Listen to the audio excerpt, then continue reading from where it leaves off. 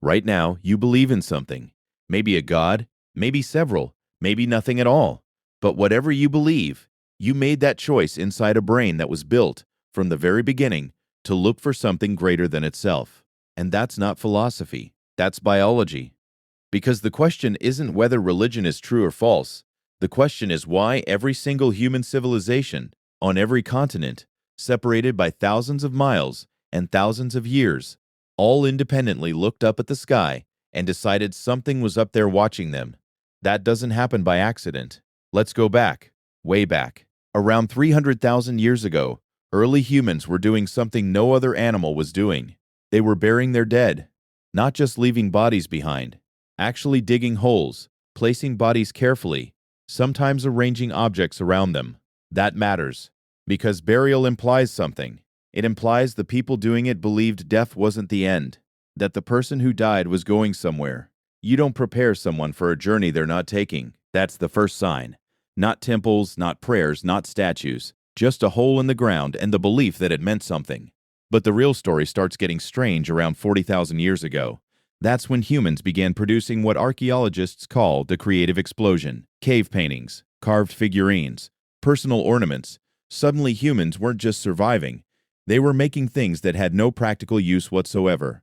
In the Chauvet Cave in southern France, someone painted lions and rhinos and horses across a rock wall in the dark, using only fire for light. These weren't maps. They weren't instruction manuals. They were something else, something harder to name. And buried among those sites, researchers keep finding the same thing: evidence of ritual, repeated, deliberate symbolic behavior that served no survival purpose, which means at some point, the human brain started doing something new. It started asking questions that had no practical answer. Why do people die? Where did everything come from? Why does the sun rise? What happens when I close my eyes for the last time? And here's the thing about the human brain. It cannot tolerate an empty answer. It is physically built to find patterns, assign causes, and create explanations. Point that same brain at lightning, and it doesn't say, "I don't know." It says, "Something caused that." Something powerful, something that made a decision. Cognitive scientists call this the hyperactive agency detection device. It's the mental reflex that made your ancestors hear a sound in the dark and immediately assume something was there. The ones who assumed nothing were occasionally eaten. The ones who assumed something survived. Over millions of years, that reflex got so sensitive that humans started detecting agency everywhere: in storms, in drought, in disease, in good harvests, in everything that happened and had no obvious human cause.